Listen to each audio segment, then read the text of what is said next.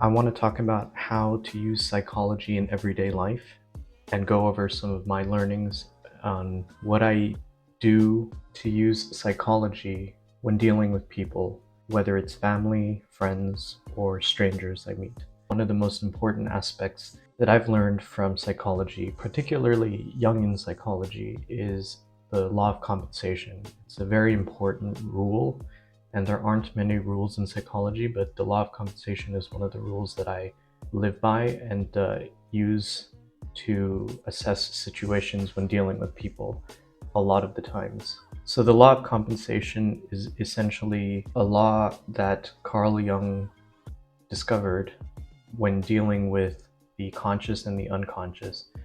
Think of the conscious and the unconscious as sort of like a seesaw, a balance scale. And the goal of what essentially dreams are for is to sort of rebalance our psychology, our consciousness with the unconscious, like a yin and yang almost. So if a person behaves in consciousness, in waking hours, if a person behaves too much of one way, let's say they're way too happy, so to speak, they naturally have to balance that with their shadow or their opposite. The unconscious, if they were happy all the time, that would suggest that their totality is all light. But that's not the case. Where there's light, there's shadow. So their shadow would ultimately be the opposite factor. And one good real world example that you can see this in is comedians. Robin Williams is a great example of what that balance looks like, the imbalance looks like. He suffered severe depression to the point where it was fatal. That is sort of the compensatory aspect of the unconscious. So he was leaning far too heavily on one side, that the unconscious had to rebalance him, but that rebalancing act was fatal at that point. As a matter of fact, my father actually ended his own life as well, but for different reasons. He passed away when I was around 13, and I spent a lot of time trying to analyze the situation, analyze myself, because I am his son. So it's a very scary aspect to understand that your own parent would take their own life, because you inherit a lot of their traits. So it was my responsibility to take action and study my own psychology. And the law of compensation really helped so far. I don't know what the future is like, but it really helped me understand that if I were to behave in a certain way consciously, there is going to be a rebalancing act in the unconscious. And usually this self-regulating mechanism are dreams. Dreams regulate our conscious mind with the unconscious. Dreams are essentially messages from the unconscious showing you where you are, probably leaning too heavily to one side as opposed to the other. So like one clear, very common and obvious dream is flying. So flying, if you take it as a metaphor, means that you are up in the air. You're essentially up in your head. You're detached from the ground. And if you take the ground as a metaphor for reality, you can say that you're detached from reality. So you could possibly be living too much in the fantasy world as opposed to the ground, which is reality. Another aspect of height, metaphorically speaking, could represent pride or egotism. So it could possibly mean that you are way too above yourself and you need to come back down and humble yourself. When you're flying, you're looking down on people in some dreams, in some cases. This is not for all, but that is another indication. Height is usually an indication of inflation or pride, or an inflation of an attitude. Inflation meaning an exponential growth of attitude in some aspect of that person's life. So the law of compensation is really helpful. So if you see someone outside that behaves in a certain way almost all the time, you can easily just apply the opposite, really. It's that simple. So like, for example, if someone is angry all the time, you can kind of see that their unconscious might actually be quite tempered. Gordon Ramsay is a good example. He's actually a really good guy on the inside, despite all his antics. You just apply the opposite. And as well, it's a chicken or an egg thing. So if someone behaves consciously in a certain way, I could quite easily determine in what motif or direction their dreams might show. Quite easily, actually. This is another very powerful thing about psychology, particularly dreams. If someone tells you their dream, they're essentially revealing to you their most inner aspect of themselves, their essence. So they're giving you literally a most valuable part of themselves. And it in the wrong hands, it could get dangerous, because what you can essentially do if if someone gives you their dream is to there are just many ways you could do a lot of damage if the dream is in the wrong hands of a person who is malicious or has malign intent. Is that the person could sway the dreamer to a conclusion about the dream that actually has nothing to do with the dream, and make them behave in a completely inappropriate manner. I don't want to get too into it because I know the dangers of revealing such instances.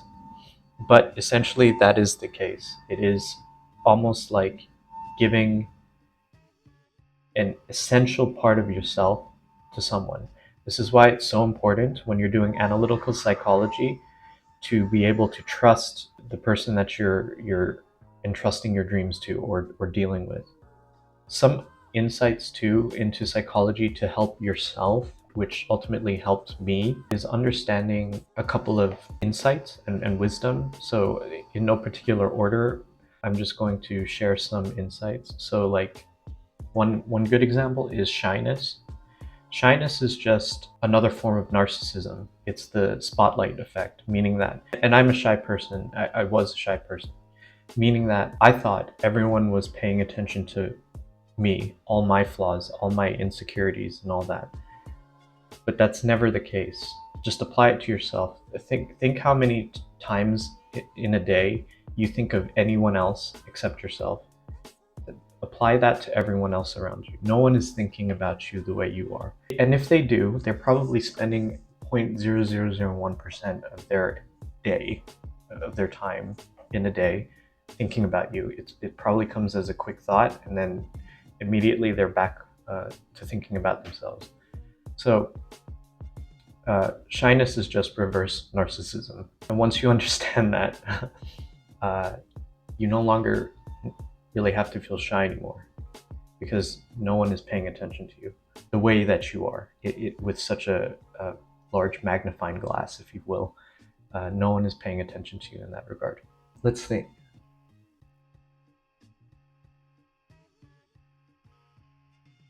Another powerful aspect that you can use in daily life, in practical terms, when dealing with people, this has probably been said a lot before, and I use it all the time too, is listen more. Knowledge is power, and the more you're able to sort of remain quiet and let the other person speak, more information you'll get. Also, if you have some insecurities about yourself, and if you have a fear of people pleasing and whatnot, or are a people pleaser, sorry, it takes let's call them arrows, pointed away from you.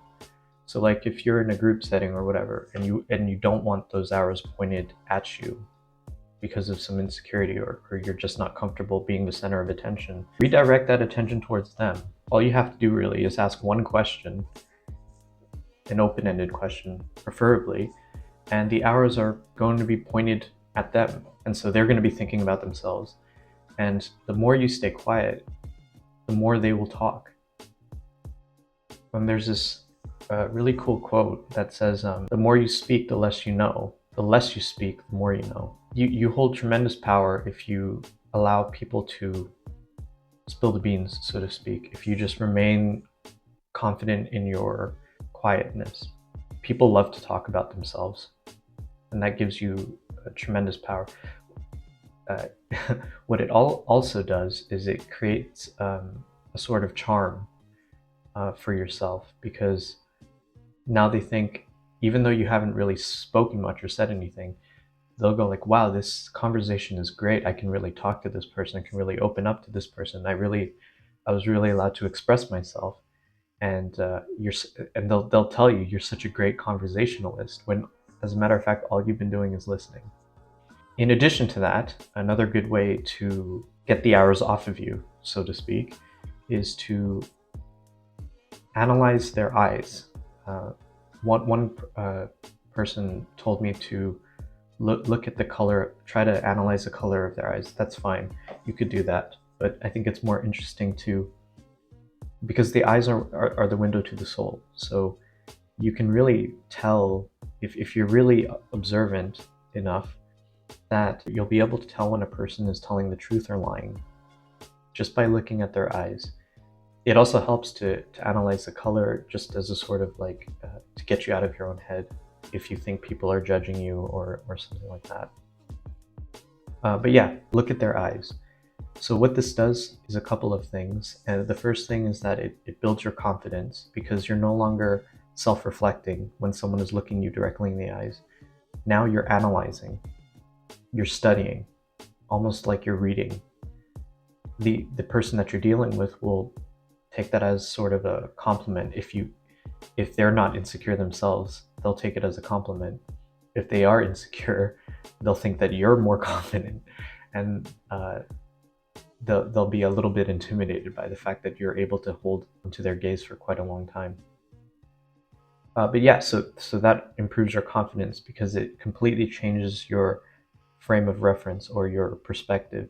Instead of it being like, oh, I got to hold eye contact as a form of respect or a form of etiquette in conversation, it becomes more, what can I get out of this conversation? What can I learn? What can I read from this person through their eyes? Because their eyes don't lie. And yeah, you also get to appreciate their eyes for their beauty if they have beautiful eyes as well. But the eyes don't lie, so really important. And it helps you in conversation and build confidence too because it changes your frame of reference. I wrote a quote that said, a realization is simply a reorganization of thought. And what that means is that you already have all the information. It's just that it is not organized in such a way for you to realize something like a truth. And it's been really powerful for me because I realized, okay, you have all the information, just reorganize it, and then things line up, and then the truth comes out. So psychology is pretty much just trying to reorganize people's psychology so that they realize a truth. So that what that ultimately means is that you don't have to change, you just have to realize. I mean, that is profound to me. You don't have to change, you just have to realize. And that all starts with just reorganizing how you see things in a different way. Another practical thing in psychology is, so I do a little bit of software development. I'm a programmer. There's so many names for it, but I code. I'm not a hacker, but in terms of hacking, psychology is very powerful. Social engineering is probably is the weakest point in the chain. People are the weakest point in the chain. And so if you understand psychology, it could help you in not just mental health, but in security and technology and security in general. Honestly, it's quite rare that you're going to be threatened physically nowadays. Most of the threats will now come in the form of psychological threats and technological threats.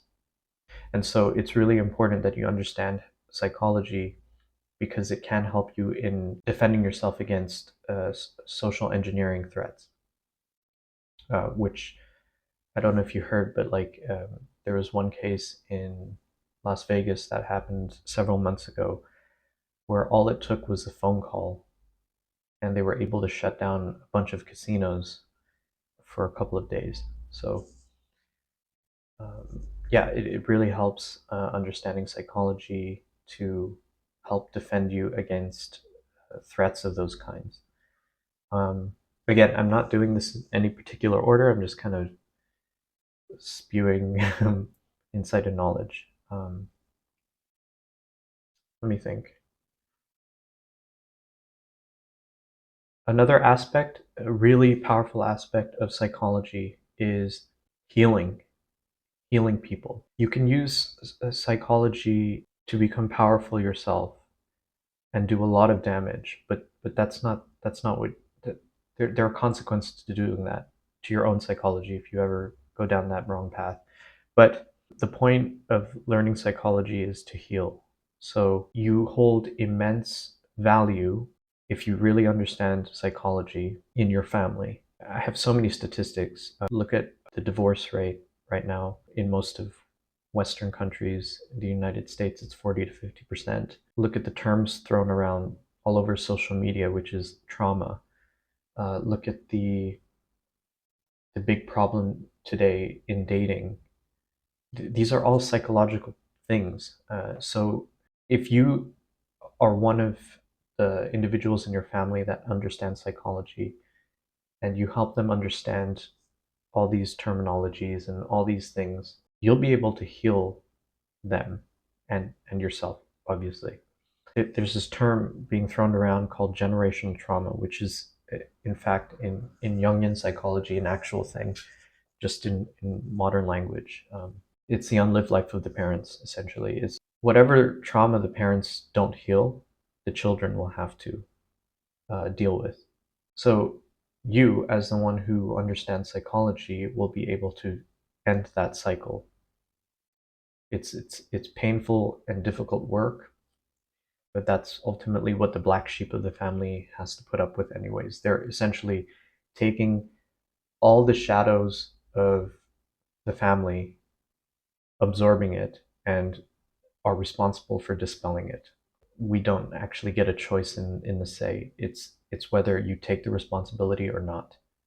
Um, a lot of people in families have taken that responsibility and are able to work through it and end the generational trauma. And you don't need to know psychology to do this, but it helps immensely because you know how they work, you know how you work, you know how to transmute the energy that is thrown at you and release it in a positive and healthy way. And you can do that for your loved ones.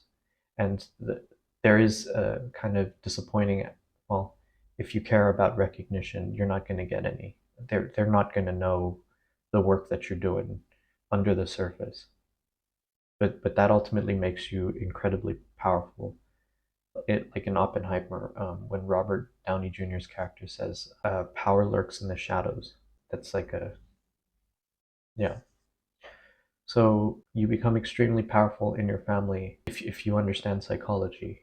And you don't need to get a degree or anything like that. You just have to be able to work on yourself first, understand, and there are many methodologies and ways you can learn psychology. This is what my channel is for, is to try to guide people down the path that I went to my understanding of psychology that I really found has changed my life and made and is extremely useful. But there are many avenues you can take. My personal recommendation, it's not the only way, but my personal recommendation is Carl Jung, study Carl Jung. And I think if you just study him, you'll have everything you need. I don't think you need to learn like modern psychology, clinical psychology. I think analytical psychology solves it all. I think it is the answer. It won't be the answer for everyone, and some people are just well off in terms of their psychology to begin with, so they never even have to question. I think Carl Jung mentioned it, analogized it like a person riding a bus and never looking out the window, never wondering where he is. The only way he knows he's moving is when the bus stops at a terminal. Some people in life are like that. They never have to look out the window. But for the rest of us who question, who are curious about what the meaning of all of this is, I think Carl Jung has a really powerful answer in my perspective, in my opinion. Yeah, go ahead and study Carl Jung and learn his methodology of psychology, which is analytical psychology or Jungian psychology. And I have found that that is pretty much all I needed to get me going and to start helping people. And like I mentioned earlier, dreams are so powerful. They're so essential in understanding psychology.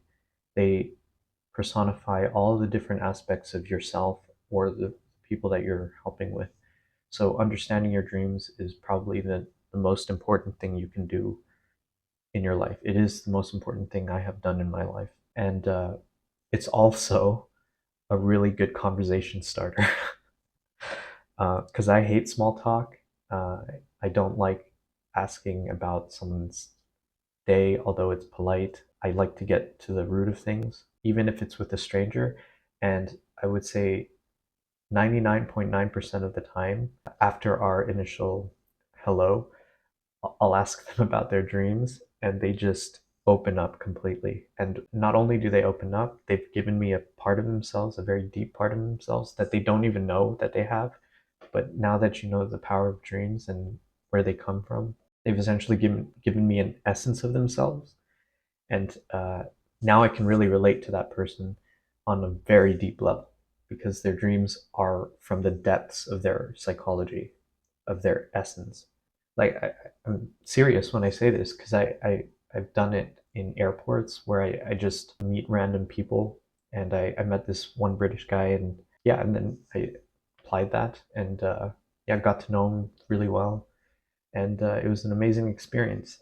Naturally, I'm an introvert, so this is really helpful if you are an introvert and you struggle with socializing. It really helps to build rapport with strangers and new people. But you can't do that until you understand how to interpret dreams or analyze dreams, which you can go ahead and check out other videos on my channel which try to help you interpret dreams. There's no one methodology. It's really an intuitive approach. It's about intuition, and it does take some time and practice, but it's possible. So I would liken it to like being an artist. Like you need to develop the right intuitive sense of what you're doing when you interpret dreams, because it does take a bit of an intuitive sense. Like if you're woodworking, you got to know what wood you're working with, and you kind of develop a sort of sixth sense about your art. There's this knowing that you can't learn from any textbook. It's intuitive.